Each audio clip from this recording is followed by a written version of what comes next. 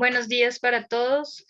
Presento al profesor Reiner Enrique Hamel de la Universidad Autónoma Metropolitana de la Ciudad de México. Él nos va a presentar fomentar la revitalización de las lenguas indígenas en los espacios sociales de prestigio. El profesor Enrique tiene un doctorado en lingüística de la Universidad de Frankfurt, Alemania. Es coordinador del proyecto permanente Políticas del Lenguaje en América Latina del ALFAL, de la Asociación Lingüística y de Filología de América Latina. Es también director del programa interinstitucional Comunidad Indígena y Educación Intercultural Bilingüe de la UAM y la UPN. Miembro de la Cátedra UNESCO sobre Políticas del Multilingüismo, subsede en México, y también miembro de la Academia Mexicana de las Ciencias desde 1992. Le damos la bienvenida y agradecemos su presencia en este evento. Profesor Enrique.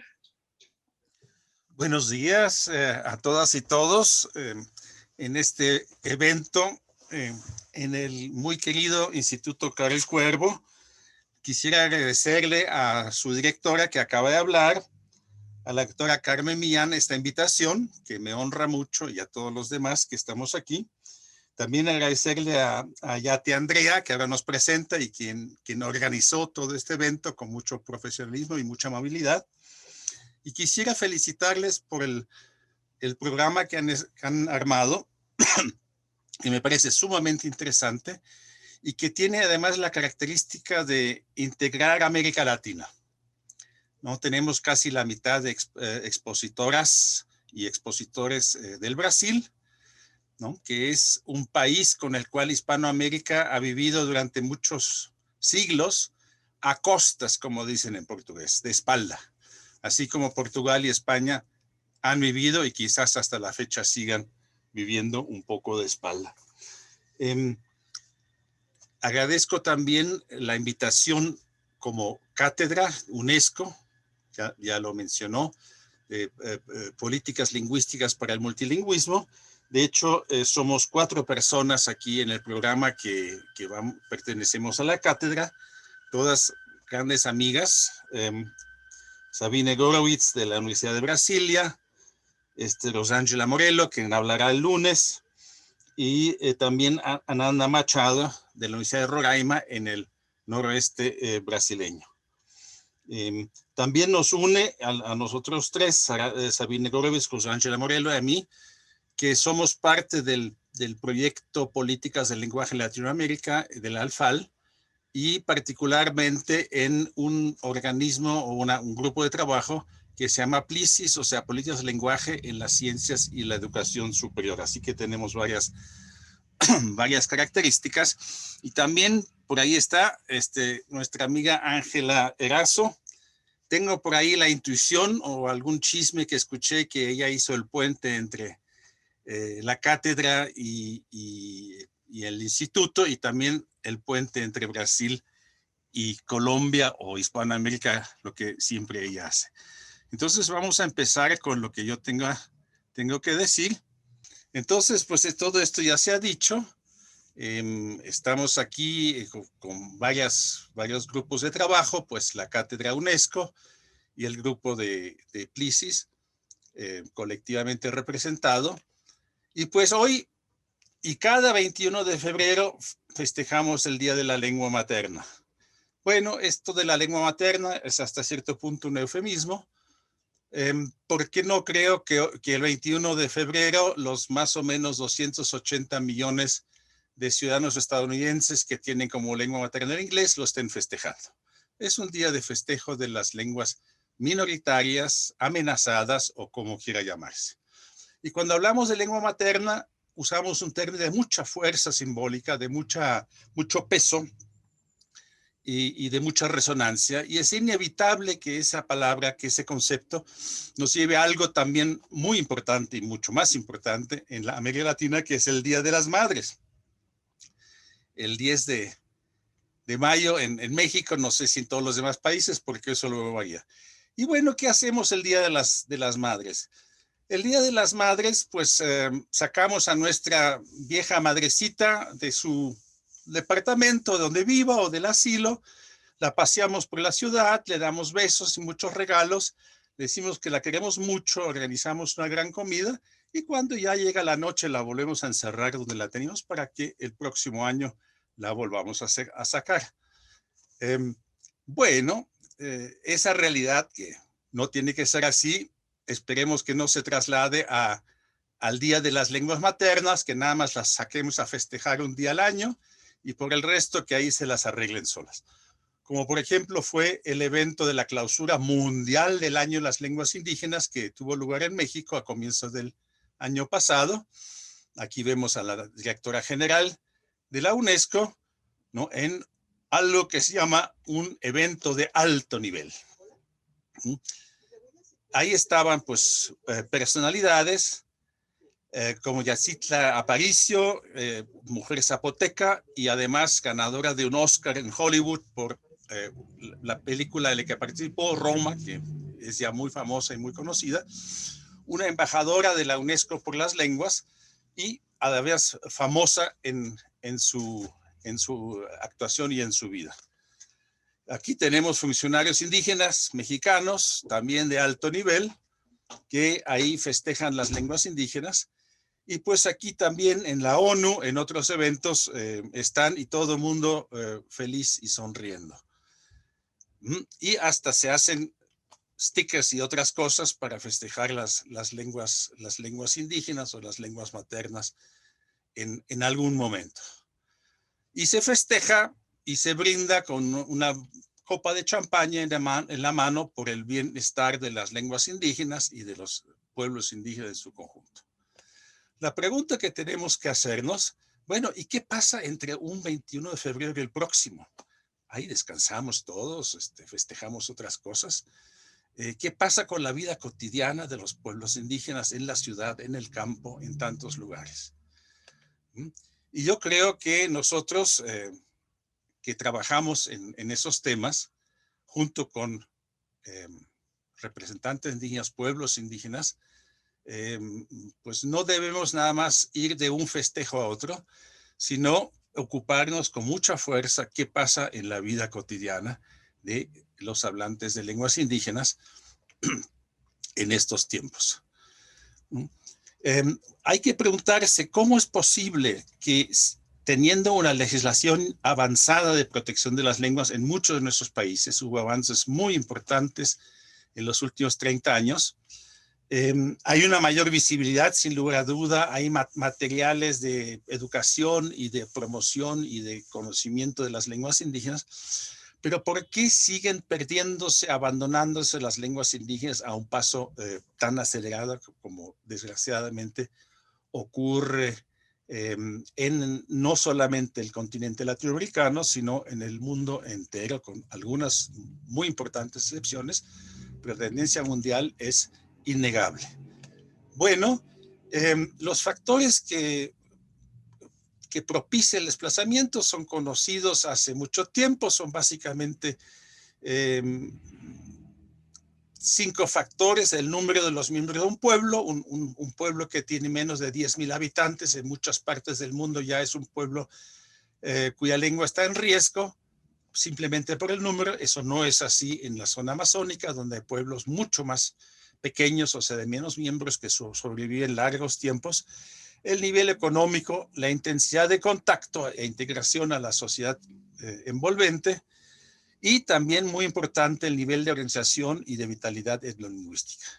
Ahora bien, un factor fundamental es el hecho de que la sociedad mayoritaria, la sociedad dominante, desde todos los tiempos, y no solamente en Latinoamérica, ejerce una presión socioeconómica permanente que implica la marginación de los pueblos indígenas, la expulsión de las tierras más ricas en el valle, y cada vez más se tienen que retirar las montañas, y la estigmatización de sus lenguas. Son para muchos no lenguas, son dialectos porque no tienen gramática, supuestamente.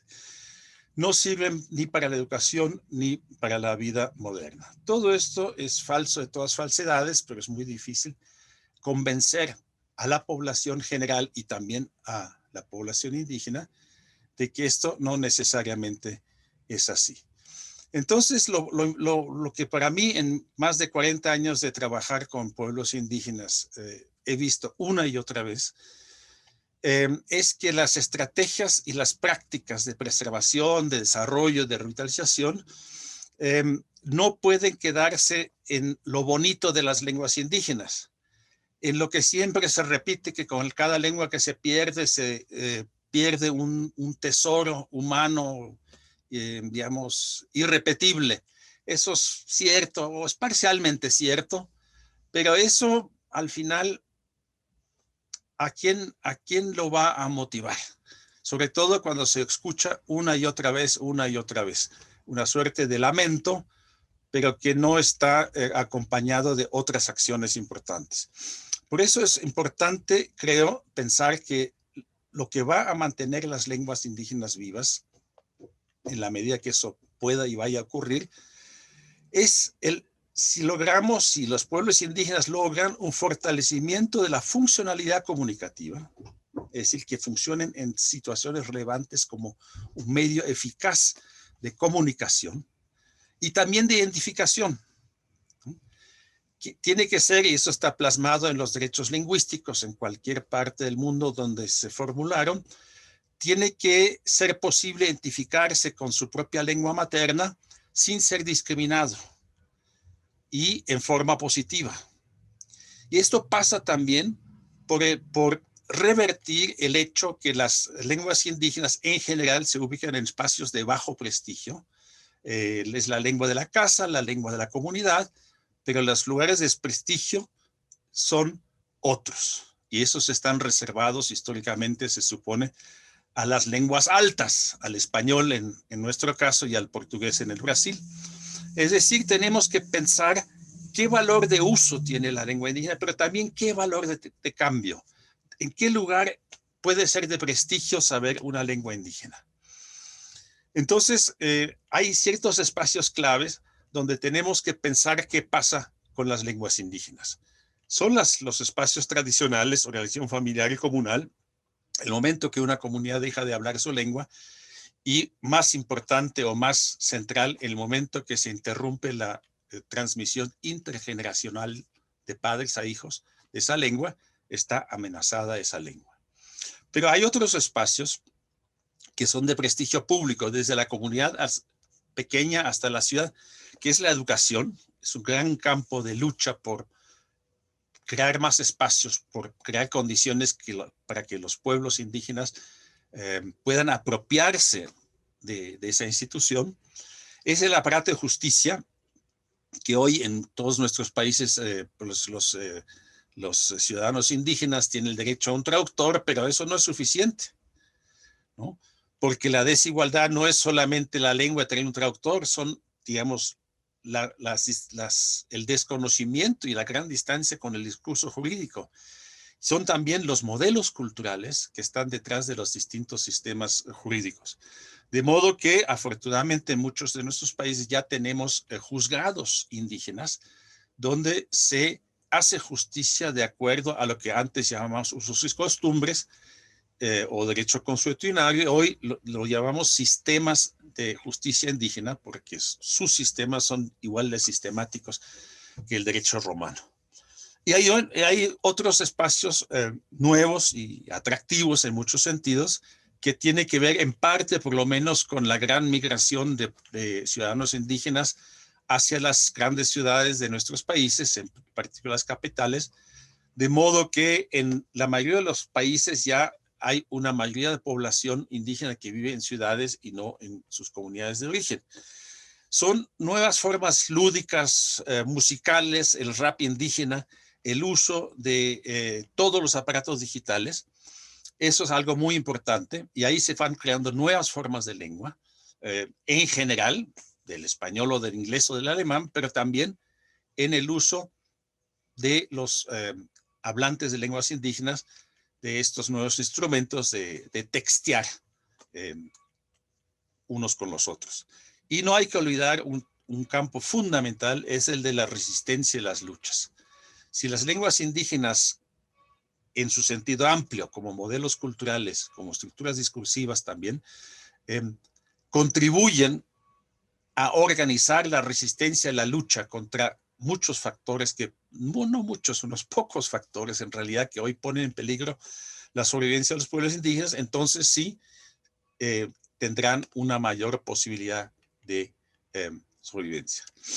En muchos años de estudios de la historia también de los pueblos indígenas, como mencionaba la doctora Carmen Millán, ¿no? Los 500 años desde que empezó la conquista, me he dado cuenta que podemos organizar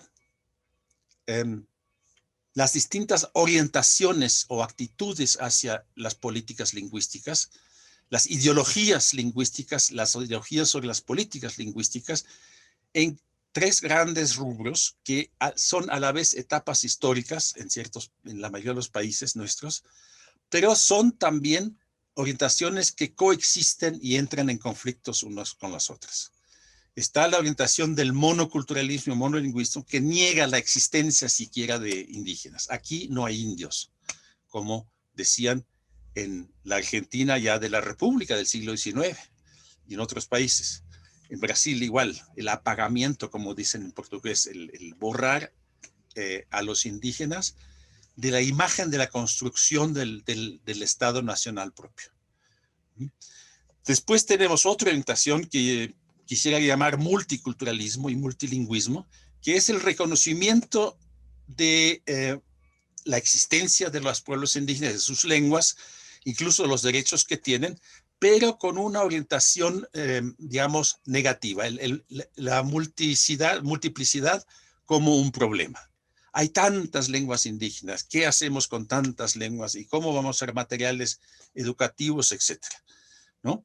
Es una orientación que reconoce derechos, pero que subordina también a los pueblos y a las lenguas indígenas a la lengua y la sociedad nacional, que sigue siendo la valiosa y la más importante. Y ese multiculturalismo como problema es probablemente el estado actual predominante en prácticamente todos nuestros países latinoamericanos. Sí hay derechos, sí ahí están, pero qué problemático es todo esto. De esto se distingue radicalmente una orientación que frente a los mismos hechos, la existencia de los pueblos indígenas, la existencia de sus lenguas, la amenaza de pérdida de sus lenguas, desarrolla una orientación plurilingüe y pluricultural, es decir, que asume la diversidad como un factor de enriquecimiento de toda la sociedad. La riqueza de nuestros países, la riqueza de México, es no solamente su herencia española y lo que se transformó de ahí, sino es la presencia desde siempre de los pueblos indígenas, lo que nos da fortaleza como país y que nos da fortaleza cultural, lingüística y en muchos más sentidos frente a nuestro vecino del norte, que siempre ha sido más poderoso, pero donde México siempre ha también desarrollado una resistencia que va mucho más allá de la herencia española. Entonces aquí tenemos una posición que se va desarrollando con cierta fuerza en algunos países, que se plasma ya en las constituciones y legislaciones de los países, de decir, no, toda la sociedad se enriquece con la presencia y la participación de los pueblos indígenas y de sus lenguas. Y eso, bueno, es relativamente fácil decirlo, pero practicarlo nos falta mucho todavía. Por eso tenemos que ver, ¿no?, que esta orientación multicultural, aunque reconozca, y lo multi podría ser un término neutro, muchas veces lo es, sí implica muchas veces una actitud negativa que contribuye a la transición hacia la lengua nacional. Muchas veces detrás está una posición jurídica liberal de tolerancia. Todos sabemos de dónde viene la palabra tolerancia. Uno tolera aquello que está mal, ¿no? Y entonces las lenguas y culturas nativas pueden ser de interés público, ahí está mal escrito, pero no necesariamente los pueblos indígenas constituyen un sujeto de derecho. Gran pleito en México hasta la fecha. Y ya lo había dicho, una una orientación pluricultural va a pensar en estrategias aditivas y no sustractivas de la enseñanza de otras lenguas, sea la enseñanza del español como lengua nacional, portugués en Brasil, sea cuando ya, como ocurre, muchos jóvenes y niños indígenas tienen como lengua más fuerte el español, la enseñanza y el fortalecimiento de su propia lengua en una orientación aditiva.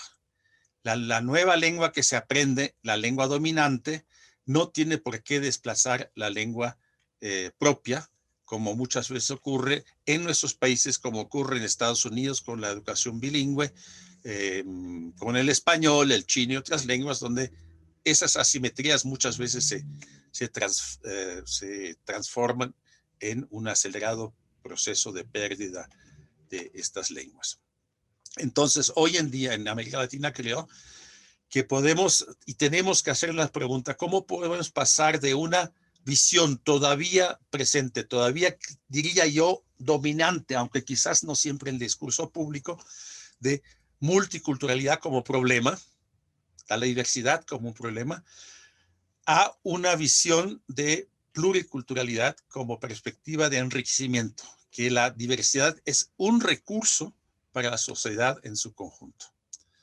Quisiera dar algunos pocos ejemplos, el tiempo es muy breve para todo lo que uno quisiera decir. Nosotros en un equipo trabajamos desde hace más de 20 años junto con unas escuelas purépechas. El purépecha es una de las 68 lenguas mexicanas, hablada por más o menos 120,000 personas, y es una lengua única, no tiene parientes. Es como el vasco en Europa, una lengua que no pertenece a ninguna familia y hasta la fecha no se le ha encontrado parentesco con ninguna lengua. Pues como son las escuelas indígenas o llamadas intercultural bilingües en México y en muchos otros países, pues a pesar de que se supone que la ley establece que esa educación tiene que fortalecer la cultura y la lengua indígena y usarla, pues en muchos casos eso no ocurre, sino que se practica la vieja castilización, la transición hacia el español. Pero nosotros pues hemos encontrado y nos han invitado a unas comunidades purépechas, son comunidades de alta vitalidad lingüística, etnolingüística, donde desarrollaron desde el 95 un proyecto escolar propio con estas características que aquí se ven en la pantalla. Se ubica en el estado de Michoacán, aquí está de amarillo, sobre el Pacífico, pero la región purépecha es una región alta de más o menos 2.400, 2.800 metros de altura, alta, boscosa y relativamente fría, donde se ubica la mayor parte del pueblo purépecha. Y como decía, en esas comunidades hay una alta vitalidad etnolingüística, de modo que los niños y niñas llegan prácticamente monolingües en lengua indígena a la escuela. Nosotros participamos, nos han invitado hace más de 20 años con ellos en un equipo y hemos trabajado con ellos para cambiar el currículo. Hemos elaborado, siempre estando ahí, una semana por mes y trabajando en las escuelas, en las comunidades, el programa de estudios que se basa en el currículum oficial, que es obligatorio, no se puede dejar de lado, pero se puede subvertir. Entonces, ese programa de estudios se ha integrado con elementos y contenidos desde la cultura indígena y hemos elaborado tanto un programa de purépecha como primera lengua y también un programa de español segunda lengua y otros instrumentos, pero lo importante es que eso lo hemos elaborado en las escuelas y esas herramientas tienen que ser útiles en las manos de maestras y maestros. No algo que nos llega desde muy arriba, lo que llamamos SEP en México, Secretaría de Educación Pública, que está muy lejos y que hace cada tantos años una reforma educativa y muchas veces lo que ahí se produce poco tiene que ver con la realidad, ni siquiera de las escuelas generales que se desarrollan en español. Bueno, ese currículum trata de justamente dar ese paso del monolingüismo o multiculturalismo como problema al plurilingüismo como enriquecimiento. Tiene un componente cultural y tiene digamos, se construye con una parte que llamamos intracultural de la cultura propia. Ahora vamos a dar unos ejemplos. Y la otra parte la hemos llamado intercultural, porque desde la perspectiva de las niñas y los niños purépechas tiene que hacerse un trabajo cognitivo de aprendizaje, de entender y apropiarse de esos contenidos de la cultura nacional y la cultura internacional. Aquí, por ejemplo, tenemos el mapa semántico de un concepto central, Curripicua, ¿no? Que tiene que ver con, es un concepto genérico de buena alimentación que contribuye a la salud, y hay todo un conjunto de conceptos alrededor que son la base para después desarrollar materiales didácticos, pero todo está pensado desde la cultura indígena, y todo el trabajo didáctico y de comunicación se hace fundamentalmente en lengua indígena. O sea que la lengua indígena en este caso también es lengua de desarrollo de conceptos, de materiales, es lengua académica en ese sentido. Y ese currículum se basa en 4 principios lingüísticos, y todos esos principios no son un producto de la academia, sino es una sistematización de lo que ellos ya estaban haciendo cuando empezaron con su propio currículum, ¿no? En el centro está la lengua propia. Desde la lengua propia se adquieren los conocimientos, incluso también, y eso es importante, los conocimientos del currículum nacional, ¿no? Es el punto de partida. Entonces tenemos una distinción funcional entre la primera y segunda lengua, pero ambas lenguas son lenguas de estudio y son lenguas de instrucción. Y la lengua indígena es la principal lengua de instrucción, entre otras cosas por la distribución lingüística que hay, de que los niñas y niños son hablantes plenos de su lengua y van aprendiendo poco a poco el español. Y las dos lenguas son complementarias y son, por lo tanto, iguales. Cualquier cosa se puede enseñar en cualquier lengua, en principio, ¿no? Y también practicamos algo que hacen en todas las escuelas bilingües que funcionan bien, que lo hacen las maestras y maestros automáticamente, de no mantener separadas las lenguas como una materia o una actividad diferente, sino de integrar lenguas y contenidos. Ese trabajo, que es de muchos años, implicó una planificación lingüística justamente para extender la lengua indígena a los nuevos campos de acción, ¿no? Se consiguió la normalización del estatus de la escuela. El purépecha es la lengua legítima de la escuela, de todas las interacciones. Nadie tiene que tener vergüenza con los padres de familia, entre maestros y alumnos, entre ellos también. Es la lengua general, y ojo, eso no es tan común en las escuelas indígenas en este continente. La escuela sigue siendo una institución identificada con el Estado blanco o mestizo, con el Estado que habla español, ¿no? Por eso muchas veces las lenguas indígenas tienen que casi pedir permiso para entrar a esas escuelas. Aquí no es el caso. Y también practicamos una normativización, es decir, el equipamiento con la escritura, con la gramática, y había gramática, sobre todo también de vocabulario, de vocabulario, que en este caso los mismos maestros con nuestro apoyo crearon casi 1,300 neologismos para cubrir todas las materias de educación primaria en lengua indígena. Vamos a ver si esto funciona, si no las coordinadoras me dicen si hubiese algún problema. Vamos a ver cómo funciona este currículum. Para llegar a estos resultados, fue necesario rediseñar el currículo de primaria. El equipo de maestros e investigadores estableció una progresión de primero a sexto año en las dos lenguas. Coordinó el trabajo en la primera y segunda lengua y finalmente integró el aprendizaje de lenguas y contenidos de las asignaturas. Durante los 2 primeros años, Los alumnos se alfabetizan en purépecha y aprenden la gran mayoría de los contenidos y las competencias curriculares en su lengua materna. La enseñanza del español se concentra en la oralidad y se enseñan algunos contenidos a través de la segunda lengua. Cuando en tercer y cuarto año los alumnos aprenden intensamente a leer y escribir en español, avanzan bastante rápido. Esto se debe a que ya están alfabetizados en purépecha. Como habíamos visto, transfieren sus competencias generales de cómo leer y escribir del purépecha al español. En quinto y sexto grado se integran plenamente las lenguas, los contenidos y las competencias. La transferencia funciona en ambas direcciones. De primero a sexto año, los alumnos aprenden 3 horas en purépecha y 1 hora en español. Bueno, ahí tenemos algunos elementos.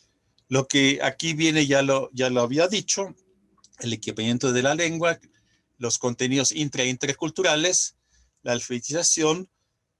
Y ahora quisiera dar muy rápidamente algunos ejemplos a nivel micro, porque eso es lo que nos interesa, cómo en la práctica funcionan estas propuestas. En muchos casos, los mismos maestros usaron metáforas pedagógicas desde su propia lengua para explicar ciertos conceptos. Por ejemplo, el concepto de célula, que es central en la biología occidental, para llamarlo de algún modo, todo eso se enseña en lengua indígena. Crearon el concepto de Chipicuasapichu, que significa la pequeña vida. Y hay una pequeña vida roja, referente a los animales, y una verde referente a las plantas. Y estas y muchas otras metáforas y neologismos que se hacen de la propia lengua, una extensión de la propia lengua, o a veces se usan préstamos, ayudan enormemente a demostrar en la práctica que la lengua indígena es perfectamente válida y perfectamente capaz de explicar cualquier contenido del mundo.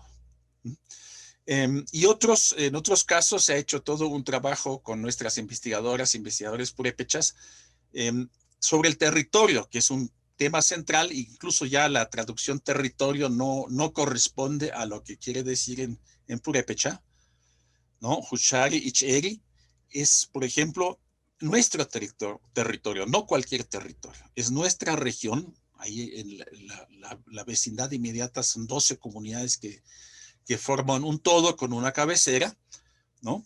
Y los niños aprenden las colindancias y las fronteras de esa región desde la conceptualización de su propia lengua.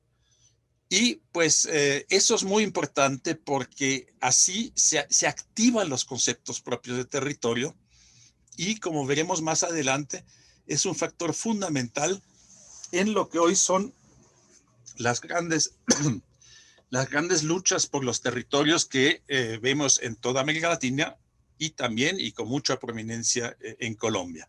La alfabetización en lengua indígena usa procedimientos híbridos. Hay mucho de Paulo Freire, pero también hay elementos onomatopeicos que ellos usan y en general funciona muy bien. Vamos a ver un ejemplo. Déjenme ver si tenemos aquí el...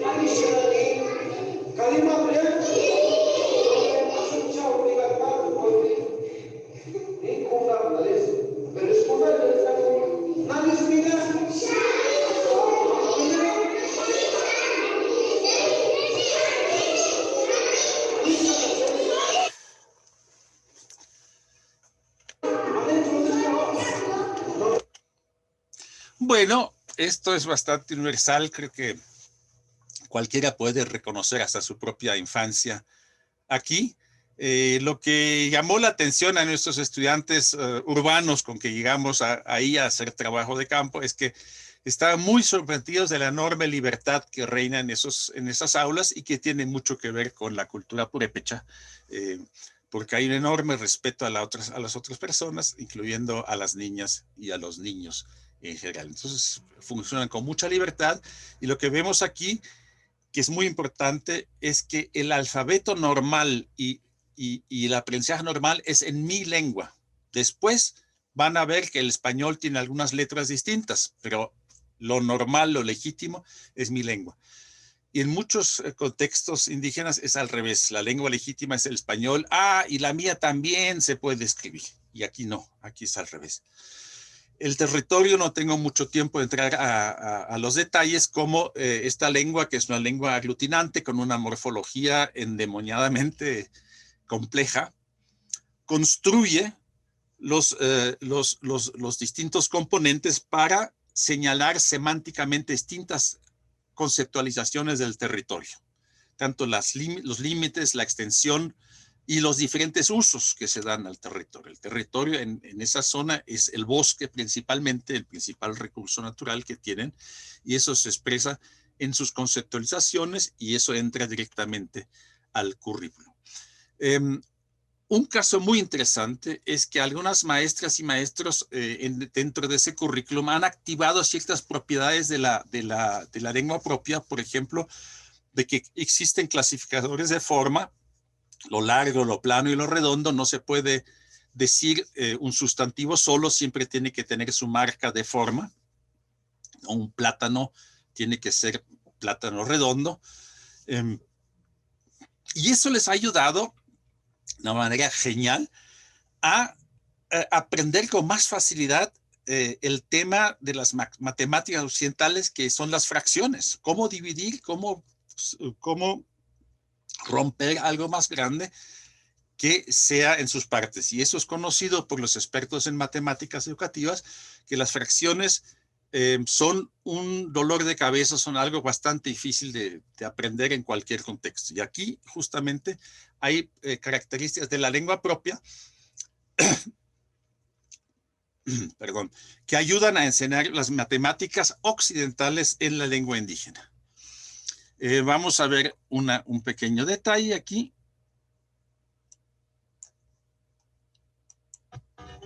El proyecto realmente despegó cuando maestros y maestras crearon sus propios contenidos culturales y los incorporaron al plan de estudios para lograr un verdadero currículo intercultural bilingüe que hasta ahora no existe en el país. Integraron así las prácticas y los contenidos nacionales con la cosmovisión y los temas de la cultura indígena. Bueno, demos un gran salto y veamos otras realidades que nada más puedo mencionar y no las puedo desarrollar, de la presencia de lenguas indígenas. Ahora quisiera irme a Lima, donde Virginia Zavala, una querida colega y compañera, hizo todo un estudio sobre la forma lúdica, cómo los adolescentes en la ciudad usan su lengua propia o sus lenguas propias, porque todas de algún modo se vuelven de ellas, en unas clases, incluso por internet, donde esos jóvenes aprenden quechua, que lo hablan poquito o refuerzan su quechua, donde aparecen el español, el inglés y también el inglés. Hay expresiones en inglés, a veces en broma, a veces en serio. No tengo el tiempo de poner aquí todos los ejemplos, o como por ejemplo todo un estudio cómo hoy en día los jóvenes usan sus teléfonos celulares para comunicarse en su propia lengua indígena y muchas veces mezclada con el español en forma enormemente creativa.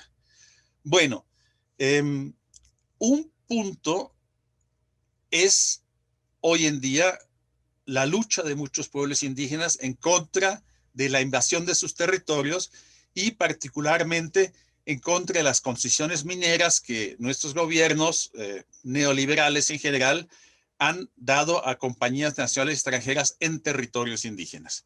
Hay un caso aquí que es el del pueblo Mepa, o tlapaneco. En el estado de Guerrero, en México, el estado de Guerrero está sobre la costa del Pacífico. La ciudad de Acapulco es la más conocida de este estado. Y en esa montaña aquí hay una comunidad que en español se llama San Miguel del Progreso y en su propia lengua tiene un nombre totalmente distinto. Es Juba, que significa cerro. Y Huajín, algo como la persona, pero le dicen que la traducción correcta sería el Cerro de los Muertos. O sea, lo del progreso viene muy, muy, muy de otro lado. Y desde 2010 están luchando contra una concesión minera que se dio a varias empresas en la región por parte del gobierno mexicano. Luchan organizándose para que no puedan empezar a trabajar. Serían minas de tajo abierto que destruirían toda la región, y eso ya ha pasado en muchos otros lugares. En México en los últimos 20 años ha aumentado muchísimo las concesiones mineras, muchísimas veces sin la consulta previa obligatoria y justamente en territorios indígenas. Hay algunas cifras que dicen que casi el 50% del territorio nacional está concesionado. En los últimos años avanzó un 11-12%. Entonces, esta comunidad se ha organizado. Aquí hay una expresión de un líder, ¿no? Que dice, hemos luchado, no queremos que nos destruyan el cerro porque aquí vivimos, esta tierra nos alimenta. Y en esos cerros hablamos con Batsun, yo no sé, esa lengua no la sé, no sé si la pronuncio bien, es decir, con la abuela y abuelo fuego, porque nosotros somos hijos del fuego, con nuestro padre el rayo y la lluvia, y con la madre tierra. Entonces ellos en este proceso de lucha, que es una lucha política de movilización, pero también una lucha jurídica, han reactivado sus conceptos, han reconquistado su nombre propio de la comunidad y han fortalecido su sistema indígena de organización. Y esto va justamente en conjunto de su lengua en el sentido amplio, como lo dije hace rato, es no solamente la lengua en el sentido estructural, sino la discursividad, cómo nos expresamos, cómo argumentamos, cómo funciona la lengua como discurso, y también los modelos culturales que están detrás de la lengua y el discurso, las formas de organización, las formas de producción, las formas como son las definiciones modernas de cultura. La cultura, pues en una definición semiótica, sería todo aquello que le da sentido a nuestra vida, le da sentido a cómo nosotros hacemos las cosas. Las luchas contra las mineras las conocen muy bien en Colombia. Yo he estado con el pueblo Nasa, con la magnífica organización del CRIC muchos años atrás, y hemos conocido su forma de lucha y también su forma de recuperación y fortalecimiento de sus propias lenguas. Es el Nasa más otras de la región. Y se puede pensar que siempre están en juego las lenguas con sus conceptos, todo lo que está detrás. Y si todo eso ayuda a organizar la lucha, entonces ahí tenemos una forma totalmente útil, práctica y real de revitalización de las lenguas.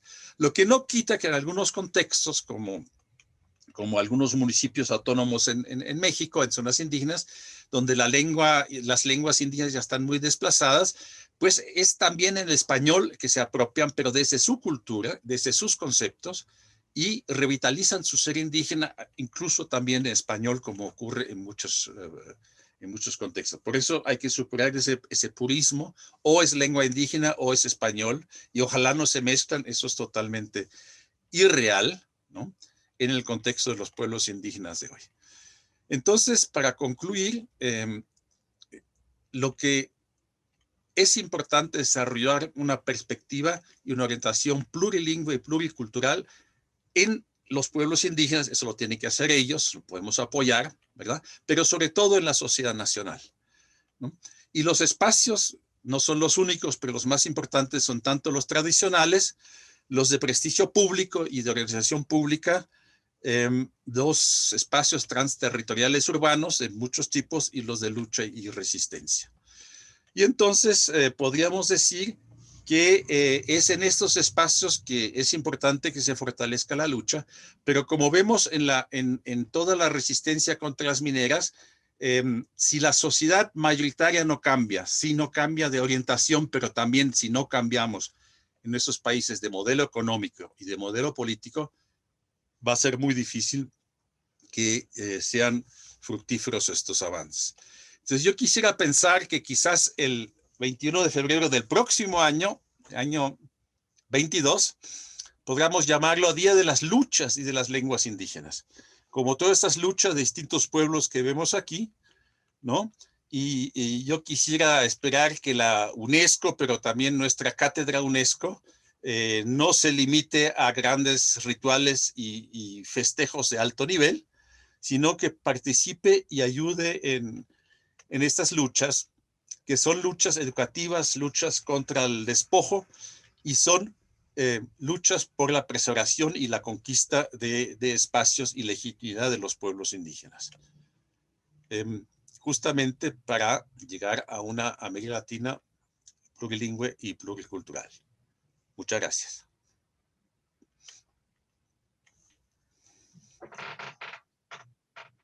Profesor Hammel, muy interesante su presentación, muchas gracias. Hemos recibido bastantes comentarios agradeciendo este espacio, agradeciendo todo el conocimiento que nos está transmitiendo el profesor Hammel. Yo tengo una pregunta y pues a medida que vayamos recibiendo, se las voy transmitiendo. Nos quedan todavía unos minutos para terminar con la sesión del profesor.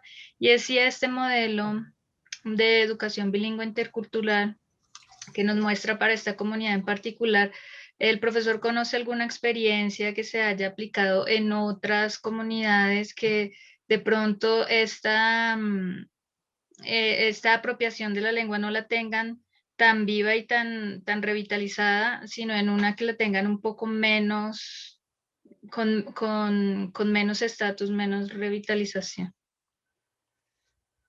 A ver si entendí bien la pregunta. Otras experiencias, hay muchas en Latinoamérica. Eso es lo genial. Tenemos unos ministerios de educación con sus departamentos de educación indígena que muchas veces son muy burocráticos, muy pesados y que muchas veces reproducen la estigmatización. Pero frente a eso tenemos muchísimas experiencias locales de organizarse de algún modo. En México hay docenas y docenas de experiencias. Y lo que nosotros estamos haciendo es un caso que ya lleva muchos años. Eso tampoco no es tan común, que un proyecto escolar dure más de 20 años, porque luego se caen, luego no pueden sobrevivir. Y lo que nosotros hemos elaborado se ha conocido en otras partes de México. Hay grupos con los TOBA en Argentina que trabajan de forma parecida. Tenemos algunos documentales, tenemos algún material. Ellos están aprovechando eso. En Brasil, en algunas partes se ha visto, en Roraima, por ejemplo, han conocido esa experiencia. Y en otros contextos también, lo importante es que se organicen los grupos escolares, se agrupen las escuelas, las regiones, y lo que otros hacen hay que tomarlo como modelo en su sentido real, lo que es un modelo, que no se puede copiar así nomás, sino que cada experiencia tiene que desarrollar su propia creatividad porque las condiciones son distintas. Creo que la pregunta implica que se hace en situaciones donde hay ya un mayor desplazamiento de la lengua indígena. Pues tenemos muchos casos de esas situaciones en México, donde los niños ya tienen como lengua más fuerte el español.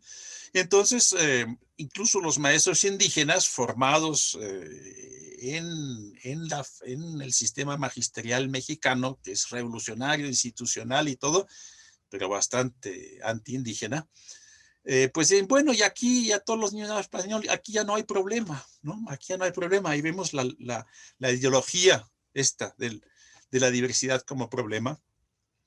Y ahí se puede hacer un plan de estudios que es prácticamente el espejo de lo que nosotros hacemos. Si la lengua más fuerte de los niños y niñas. Es el español, allá como que hablar de lengua materna, no, eso entra un poco en crisis, pero si la lengua desde el punto de vista psicolingüístico más fuerte es el español, bueno, que en un inicio se enseñen las cosas más difíciles que típicamente son la lectoescritura, las matemáticas, esa lengua, pero que desde el primer día haya un espacio para la lengua indígena, para reforzarla, aprenderla, desarrollarla, siempre con algunos contenidos relevantes y que esas lenguas no estén relegadas al folclore, ¿no? Porque entonces se reproduce la misma asimetría. Hemos hecho experimentos en escuelas donde los mismos maestros indígenas decían, no, los niños ya no hablan la lengua. Hemos aplicado un par de pruebas y los niños sabían la lengua, hasta escribían esa lengua con la ortografía que sea, ¿no? Porque nunca lo habían practicado. Y pues había mucho más material ahí, desarrollo de lo que pensaban. Pero es un trabajo duro, es un trabajo que necesita mucha perseverancia y sobre todo trabajo con la comunidad, para que no sean las madres y los padres que se opongan a este tipo de currículum, porque justamente la internalización de las ideologías dominantes llevaron a muchos padres y madres de familia a creerse eso, que las lenguas indígenas no sirven, que el bilingüismo es malo, ¿no? Que es totalmente falso. Pero no voy a dar otra charla, no sé si hay más preguntas o comentarios también. Sí, hay otro. Lilia Triviño nos dice, buenos días, muchas gracias por los aportes. Quisiera que por favor desarrolle un poco más lo relacionado con posiciones puristas en donde se limita el uso de las lenguas porque se exige que no se incluyan préstamos y demás de la otra lengua de encuentro. Bueno, eso es un tema muy interesante porque ahí se cruzan como que dos visiones. La visión lingüística un tanto purista, que puede venir de un purismo hispanista, de un purismo chomskiano o de otros purismos. Hay de todo. Y que muchas veces las y los digamos, maestras y maestros indígenas que se han formado como lingüistas, hoy tenemos afortunadamente a muchos indígenas con doctorado en lingüística, pues luego reproducen ese purismo. Lo tenemos en México en la Academia de la Lengua Maya, por ejemplo. Lo vemos todo un debate en Paraguay, ¿no? Sobre cuál es el guaraní correcto que hay que usar en las escuelas, en la educación pública, ¿verdad? Nosotros hacemos un trabajo de equipamiento y de extensión de la lengua indígena, ¿no? Que en la jerga técnica se llama, de acuerdo al vocabulario de Close Sprachausbau, o sea, la construcción, ampliación de ese edificio que es la lengua. Y ahí usamos las tres fuentes de neologismos. Usamos, digamos, la extensión semántica a nuevos contenidos, como eso Tzipikuasapichu, la pequeña vida, que simboliza la célula. Hay creación de nuevas palabras. Todas las lenguas del mundo tienen una morfología que permite crear nuevas palabras.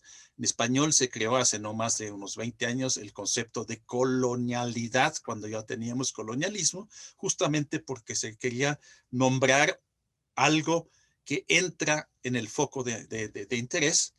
Y también usamos los préstamos, ¿no? Los famosos préstamos lingüísticos. La gran mayoría de los pueblos indígenas en México, en otros lados, no tienen numerales avanzados. Esos se pueden crear, ¿no? Se pueden crear, eso no sería tan difícil. Pero ya hay un uso, una apropiación, de hecho, de esos nombres en español. Entonces, todos los préstamos que funcionan bien, pues en este momento, cuando las lenguas están en una situación de fragilidad, los dejamos. El purismo puede ser la muerte de la lengua indígena, ¿no?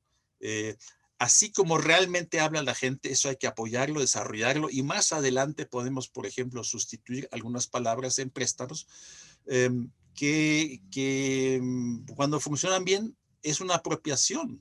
Así en español usamos muchos términos de otras lenguas, desde el árabe hasta hoy el inglés, y no por eso el español está en riesgo.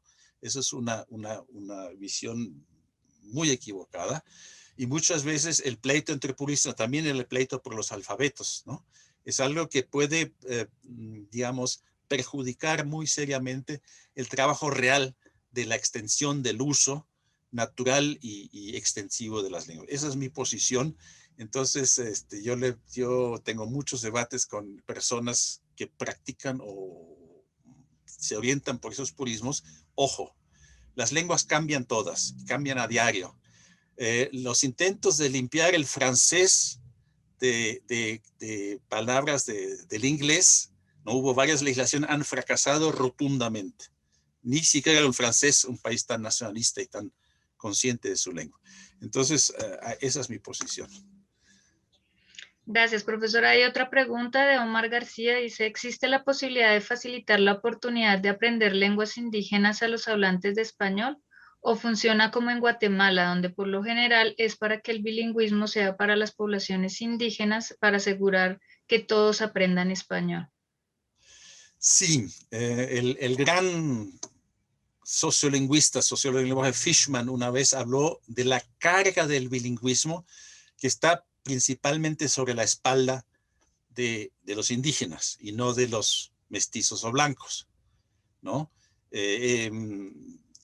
Hay mucha resistencia entre los mestizos y blancos a aprender una lengua indígena, ¿no? Por eso ocurre muy pocas veces. Por razones históricas de prejuicios, es muy, muy fuerte esa resistencia. Entonces, pues en México y en otros países tenemos cursos de lenguas indígenas que se ofrecen en universidades y en otros centros, y hay muy poca gente que acude a aprender esas lenguas porque hemos internalizado una jerarquía de las lenguas y típicamente anhelamos aprender una lengua del mismo rango de la lengua que hablamos. Si hablamos español, queremos quizás aprender francés o alemán, o más todavía una lengua que tiene un rango más alto, que sería el inglés. Con rango quiere decir que no es una jerarquía natural, sino una jerarquía de cómo existen hoy las lenguas. La orientación hacia el inglés es porque justamente es la lengua de mayor distribución y utilidad. Y ahí tenemos que remar contra la corriente. Y los cursos de enseñanza de lenguas indígenas a quienes no las hablan es algo muy bueno. Pues aquí en nuestro contexto son muchas veces jóvenes indígenas cuyos padres ya no les transmitieron esa lengua y que están muy enojados con sus padres, se los reclaman y que quieren apropiarse de la lengua de sus antepasados y hablarla. Pero sabemos que como adulto aprender otra lengua, una lengua de otra familia lingüística, no es tan fácil. Requiere de mucha inversión y mucho esfuerzo. No sé si con eso contesto la pregunta. Sí, señor. En Facebook nos pregunta Suami que si el profesor ha tenido la oportunidad de trabajar con grupos indígenas y grupos afrodescendientes y cada uno compartiendo sus apropiaciones culturales, o si solamente con grupos. A ver, he trabajado en México y un poquito en algunos otros países con población indígena, ¿no? Llevo 42 años trabajando con poblaciones indígenas en México, un poquito en Brasil. He vivido en Estados Unidos, he trabajado con educación bilingüe allá, que no indígena, pero con inmigrantes, ¿verdad?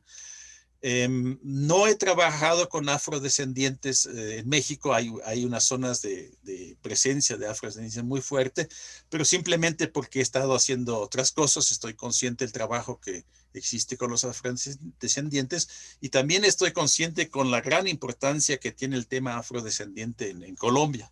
Eso sí me consta, he estado muchas veces en Colombia y interactuando con intelectuales afrocolombianos que están desarrollando sus propias teorías sobre la identidad afrocolombiana, pero yo mismo no he trabajado con población afro. Sí, es que de pronto lo preguntan porque en la realidad de nuestro país hay regiones, hay sectores en donde hay un encuentro ya intercultural grande, que no solo están los hispanohablantes, están las lenguas indígenas, están también afrodescendientes. Entonces es un contexto mucho más pluri. Sí, Entonces yo creo que eso me por eso consta. lo He estado en cuestiono. eventos en la Universidad Nacional ahí con ustedes, justamente sobre ese tema, eventos de distinta índole y a veces se forman confrontaciones entre unos y otros grupos, ¿no? Y yo creo que eso hay que debatir las diferencias, pero las confrontaciones a mi modo no tienen mucho sentido porque cada realidad es distinta y si en el contexto afrocolombiano, pues es obvio que se va a estudiar más el componente intercultural o la cultura o la colonialidad de los conocimientos, a trabajar sobre eso y no tanto sobre un bilingüismo, porque ahí el bilingüismo no es un referente relevante y en otros contextos sí. Y hay pueblos indígenas que ya no hablan su lengua ancestral y algunos no quieren recuperarla, pero quieren identificarse como indígena, como indican todos nuestros censos.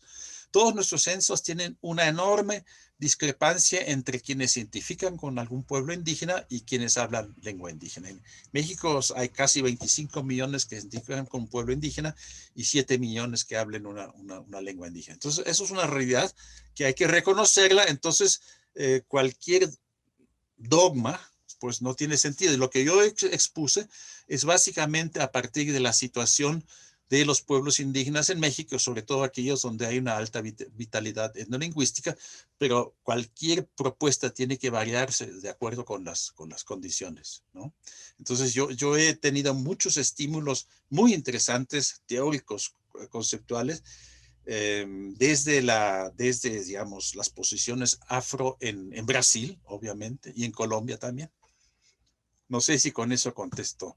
Sí, profesor. Cerramos con esta última pregunta y si el profesor nos puede compartir su página web porque están interesados en el material, en los estudios Sí. del profesor, textos, publicaciones. Entonces, la última pregunta la hacen Mateo y Juan. Ya. Teniendo en cuenta que las lenguas cambian cada día, ¿sería posible revivir una lengua que está en desuso o que también se llama extinta, de la que se tienen vestigios o algunos indicios de cómo era y cómo se hablaba? Hablo específicamente del muisca, una lengua que se considera extinta, pero que en algunas comunidades indígenas de alrededor de Bogotá están revitalizando. Es una experiencia que se está viviendo aquí pues en las regiones, en la región cundiboyacense, a partir de los manuscritos de, de cronistas y de misioneros, se está intentando retomar esta lengua. Entonces, el profesor, ¿qué opina respecto a esto? Miren, hay intentos de esa índole de lenguas ya muy desplazadas o muertas, como dice la metáfora, que se tratan de reactivar. Es algo muy difícil, pero eso no es un problema teórico, eso es un problema de la confluencia de voluntades, ¿no? El ejemplo histórico más llamativo es la revitalización del hebreo, ¿no? Con la fundación de Israel. El hebreo era ya 2000 años atrás una lengua muerta, nadie la hablaba. Era la lengua nomás de la Biblia, siguió siéndola, nadie la usaba para hablar, para comunicarse, y en poquísimo tiempo después de la fundación de Israel, el nuevo hebreo, el hebreo moderno, se vuelve una lengua absolutamente vital, es la lengua que comunica a todos los ciudadanos israelíes, y eso fue por la enorme fuerza de voluntad, la convicción religiosa, el querer tener un Estado después del Holocausto, que hizo posible eso, pero es una situación muy excepcional, ¿no? En Uruguay, por ejemplo, Uruguay es el único país continental que no tiene lenguas indígenas desde hace más de 200 años. Los charrúas, que era un pueblo muy, muy combativo, pues los han matado a todos. Y hoy en día hay una asociación de descendientes del charrúa que están tratando de reconstruir un vocabulario, etcétera. Que esa lengua en algún momento se vaya a hablar, lo veo difícil, objetivamente, ¿no? Es un trabajo muy difícil, pero puede ser una preocupación por conocer esa lengua y, ¿por qué no? Si se quiere hablar en algún grupo, perfecto, pero yo creo que la principal atención de las políticas públicas y las políticas privadas tiene que ser en aquellas lenguas que tienen cierta vitalidad y donde los programas de preservación y de revitalización tienen más posibilidades, ¿no? Eso no quita que si hay grupos que quieren hacer un trabajo con lenguas muy desplazadas, me parece muy bien, pero como lingüista, como alguien que trabaja esos temas, uno se siente obligado de advertir que en algunos casos va a ser muy difícil, ¿no? Hay jóvenes indígenas que me vienen a ver entusiasmados y dicen, vamos a revitalizar mi lengua. ¿Y cuánta gente lo habla ahí? Pues nadie. Bueno, entonces es muy difícil, ¿no? Pero, repito, no es un problema teórico, es un problema de estudiar bien la situación y si hay voluntad se hacen milagros, ¿no? No sé si puedes dar ahí en la pantalla mi página web. Para ti ahora es quizás más fácil. Es muy sencilla. Ya está, sí, www.hamel.com/mx/sit. Pero igual va a quedar también entonces en la posterior edición del video en YouTube, lo vamos a adjuntar ahí como una etiqueta. Muchísimas gracias, profesor Hamel. Aquí nos podríamos quedar hablando con usted. Está muy interesante toda la propuesta de la educación bilingüe intercultural que nos muestra. Pues, pero tenemos que continuar con nuestra agenda. Muchas Una muy gracias buena presentación que viene ahora de mi gran amiga Sabine. y esperamos volverlo a tener en el Instituto Caro y Cuervo. Muchas gracias. Muchas gracias. Y seguimos.